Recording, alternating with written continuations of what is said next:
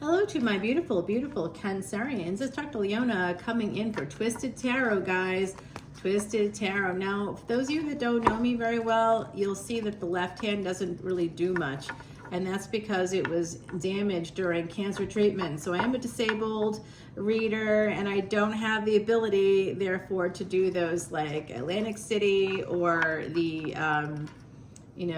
Vegas shuffles that I see some readers do.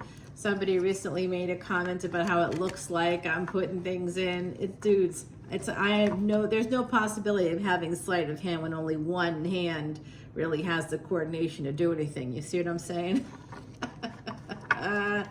I love it. I love cyberbullying. Hey guys, come on over and let's see Patreon for those extended videos. And if you join up, we are absolutely donating 100% of proceeds to Elephant Aid International's Elephant Refuge of North America, guys. And that was featured on 60 Minutes. It is an ancient Vedic secret to remove past sins. If you come in as a VIP at the 1212 level, it's the best value because you'll get yourself a free one-question personal reading for brand new memberships. If you're already a member and you're like in a different space, and if you are already a member and you're like, hey, I want a free personal reading, I'm here, I'm supporting the channel. You know, birthday, everybody gets free birthday readings. You just have to let me know when your birthday is and remind me when it's coming up because I'm happy to do it. So right out of the gate, Cancer, we're having some issues, aren't we? Today, by the way, the moon, as I'm doing this, the moon is in Sravana Nakshatra, so deep listening today is going to be very important. Today is the 18th. We also have the Nose of Destiny making a big move. So there could be like a lot of energies at play today that might be quite interesting. I know that people could be asking you for money. There could be some offers, some too good to be true kinds of offers with Jupiter also moving into Gemini. That's your neighbor. You're going to be affected by that because guess what? Jupiter's coming into Cancer this year as well. In the month of October, it'll be direct in Cancer and then it goes retrograde in Cancer and goes back, of course. At least it will appear to go backwards from the surface of our planet. All right, I see the 10 of Wands here with the 3 of Pentacles. So some of this pretty much sums it up. Wherever Jupiter goes, by the way, there's some karma deposited there because Jupiter represents, of course, 9th house and 12th house. 12th house is a Drishtana house. That's part of our karma, being alive, being human.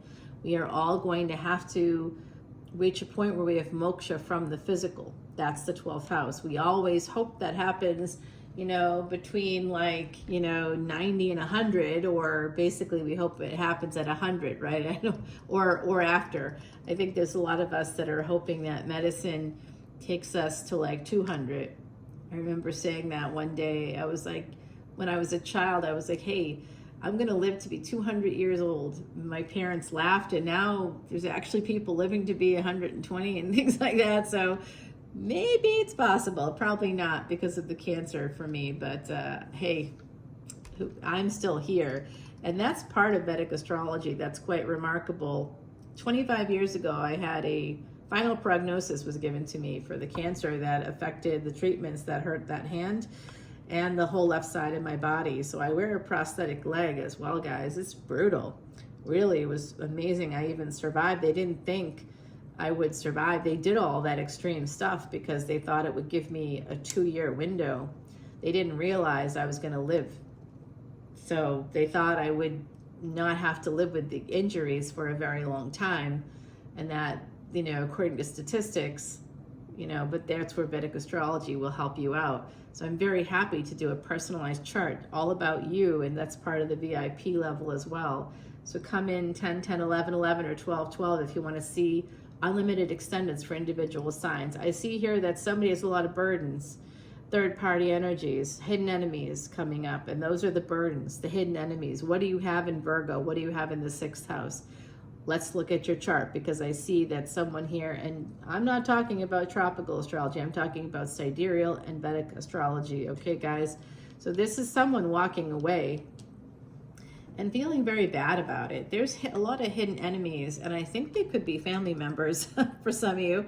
455, as I'm saying that, the sun was in Capricorn at that degree in the month of January, and there was a trine happening in all the earth signs at that time because Jupiter was in Taurus and Ketu was in Virgo. So now we have Ketu and Rahu moving into Leo and Aquarius. I'm noticing this. I'm noticing I'm a little sharper. I don't know what you guys are feeling with this change of the destiny, nodes of destiny, but I'm a little sharper. Just a little bit because of where I have my Mercury. I'm a little sharper. Oh dear. And my personal Ketu is connected to Mercury. So there's some karma happening here. Oh boy. Well, good luck to the world. I'm going to law school now, you know, so this is why. Good luck, everybody. That's what I'm saying. There's a marriage relationship here. Did somebody walk away for a third party? Did that happen here, guys? Did you think that someone was a twin flame when they were really an enemy? And working, like, could you have been married to a person that proved to be your enemy? There's a lot of burdens here, social burdens, but they're obstacles that you can push through. Someone here is very happy-go-lucky or has a lot of joie de vivre, but on the surface, but underneath it, there's this energy of grief, and it is connected with relationships, and it could have been your parents' relationships, right? Mother and father. I'm also seeing same-sex energy here, guys. There is Libra coming out right there for you, so that might be something to think about. With Jupiter moving into Gemini, your neighbor, there's going to be a lot of offers that are too good to be true. So in the last 2 days alone, I had like a digital advertisement for like a weight loss thing, you know, and it was just going on and on and on. And at the end of it, they wanted you to spend, I think it was $300 or something like that for 6 bottles. I went to Amazon, $60 for the same thing. Yeah, and if anybody was like watching it, you know, like I'm thinking the certain slices of the population might have fallen for that. And then I got something today from a more trusted source, but at the end of it, they asked for like $1,000+ and I was like, are you kidding me right now? to join you for what? Like what can you prove that you can do for me? You know, like you have to, it was unbelievable. It's basically a marketing scheme. It's a pyramid scheme. And I just was sort of shocked because the person that's supposed to be heading this initiative is, you know, supposed to be connected to the Vedic community. And I was like, nope. That's a big I know. So you're going to find that there could be, particularly through Mercury, through technology, emails or websites or pop-ups, you're going to get opportunities are going to come in that will seem too good to be true, and they are. Okay, because Ashleisha is connected to Mercury in your sign, actually, and that's can be used, that energy can be used as a perversion of Mercury's gifts. So people might communicate in ways, sleight of hand isn't just sleight of hand, it's not literal, right? So it has to do with what people are saying. Now on my channel, when I say I'm doing something, you know I'm doing it because I actually do it. If I say we're gonna plant 2 acres of nutritional grass, I'm gonna post that for you so you can see that that has happened. You can see if I say we're buying a heater for the barn, for the elephants, you can see that that happens because I post it. I'm very transparent, but not so transparent that people are going to exploit. When people attempt to do that, you know, the problem is we don't know people's charts. And when we try to bully or hurt someone that has divine protection in their chart, and because you have the moon as your ruling planet for my beautiful Cancerians.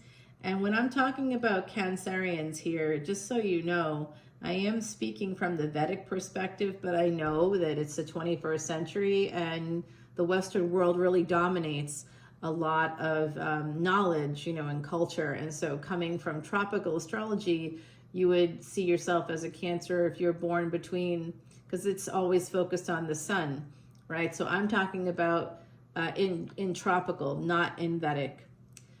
So Cancer energy actually begins in mid-July.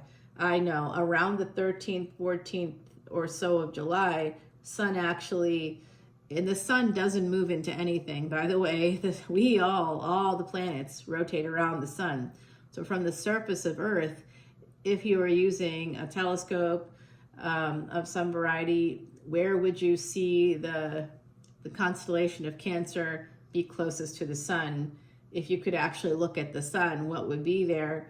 And you can now do it through digital telescopes and things like that. You see, I've got my telescope there. It's not digital. It's old school. It's 144 years old, from India, actually. How many generations of Vedic astrologers look through that? I don't know. But Cancer, there you are coming out. And this is that energy. Now, this is you. It's almost like a glow up is happening. We've got the Queen of Wands, someone coming towards you. And there's this opportunity coming in despite the obstacles, but this is that energy with the 10 of Wands that you're going to be able to push through the hidden enemies, the sadness, the grief, the regrets that you might be facing. 2 of Cups and Justice. This relationship, someone wants this with you. Who is this? Wow. Oh, a Page of Wands. Now that's unfortunate. That's part of the difficulty. Someone here might have that energy of, like, you know, being a little impulsive. Anybody recognize that in themselves? Maybe there is a person here that could be a little impulsive, that may have some choices because they're quite beautiful. And that's that sense of you looking up at that, like, wanting to have that fairy tale.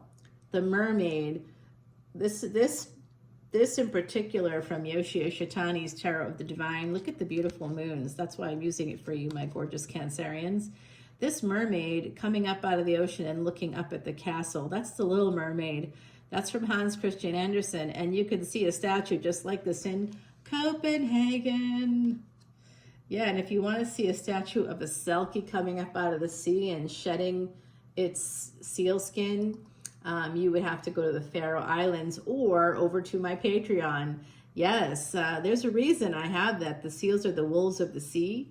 So it's, yes, and part of the legend within one branch of my family, who I'll be talking to shortly, about an hour from now, hour and a half from now, over in Europe, is that we were selkies, transformed ourselves, shapeshifters who, you know, and that family line, that name, particularly anybody with that name, which isn't my immediate last name, it was the name of, like, the family that came from there.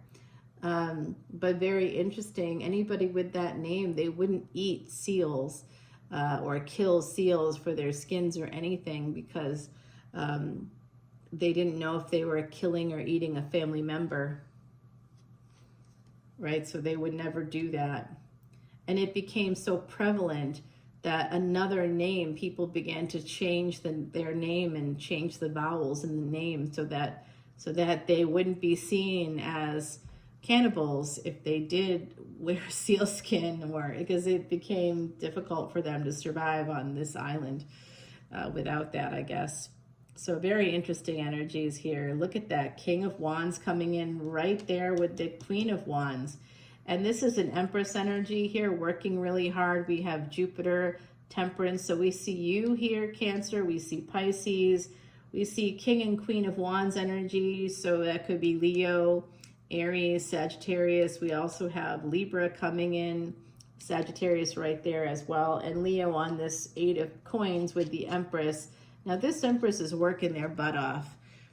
They're working with thorns. Their hands and feet are red as a result. So someone here might be dealing with a lot of difficulties, and we see that at the beginning right there. So there is an opportunity, or the dream. Someone here is dreaming of something better happening. And so wanting to have like a home here, dreaming of a home, maybe by the water, especially for anybody with Cancer energy. So you'd be born mid-July to around that 14, 15, 16 of August. That is truly when the sun appears to be closest to the constellation of Cancer, which looks a little bit like a Y kind of on its side when you're looking up at the constellations. So that's when you would see that.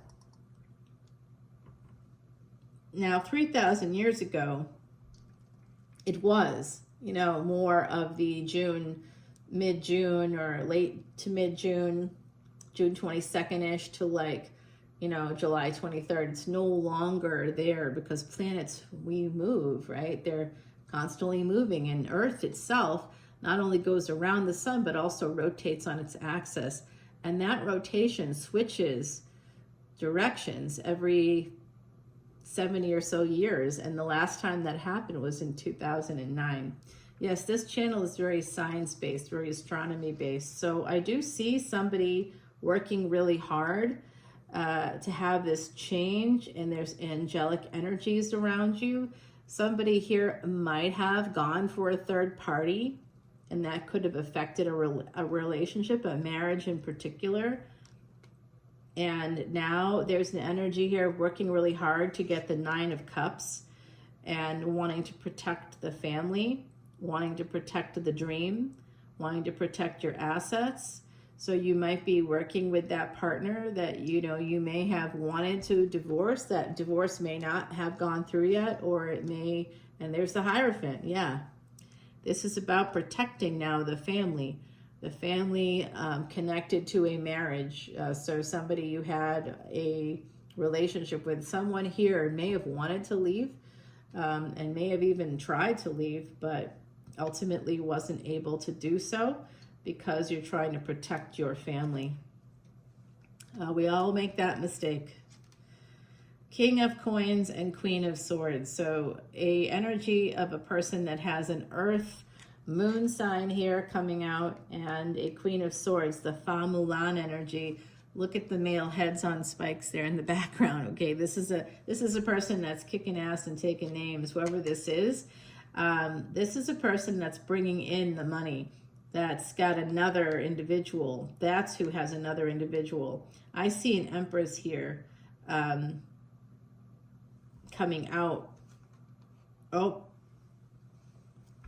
ultimately, the advice is that, you know, if you end up staying married, or you choose to stay married, or you've chosen to stay in a relationship, it looks like you two actually could come back around into this space of happiness, with the star there coming out right after that. So there is a happy relationship coming in here. There is stability, and this could be wish fulfillment. You know, Rahu, the North Node's going into Aquarius. So that wherever you have that, like, I definitely have gotten a little sharper as a result of that. I am not messing around. when I'm communicating, I'm noticing that a little bit. You know, as a therapist, I'm sort of trained to couch things in maybes and perhaps, and, you know, maybe we can consider doing this, or, you know, kind of trying to get people to feel comfortable with things. In my professional life, I'm used to that, and in my personal life, I would start doing that as well. And that's not worked really very well for me. So I noticed in the last few months, I've gotten a lot more boom, boom, boom. No more. Wow. So Rahu happening here. Yeah, coming out. So that transit's going to be related somehow. Well, it's actually in what's called Sandhi, or rhythm, with Jupiter. We talked about that early on, how that's going to be in Gemini, your neighbor, and Rahu is in Aquarius. And so they're both in those earth energies. 1919, as I said that. There's something about that here, guys. Let me get you an oracle card from the Kitsune deck, and then we're going to go and see what happens here. I also think it's possible that you might be investing with a former partner, or maybe somebody that you're still, like, you guys decide, you know, maybe one of the ways you can If you're splitting up marital assets, one of the things you can do is say, well, let's combine some of those assets, particularly if you're a Sagittarius ascendant, because Jupiter will be transiting your 7th house. So there's going to be a combination of your assets with a marital partner. Jupiter is usually the husband energy, and that is going to expand your world and also lengthen the time that you're, you know, connected. So this is the Sentinel. It's number 15. Someone could be watching you, because I do see here, oh goodness, what just happened?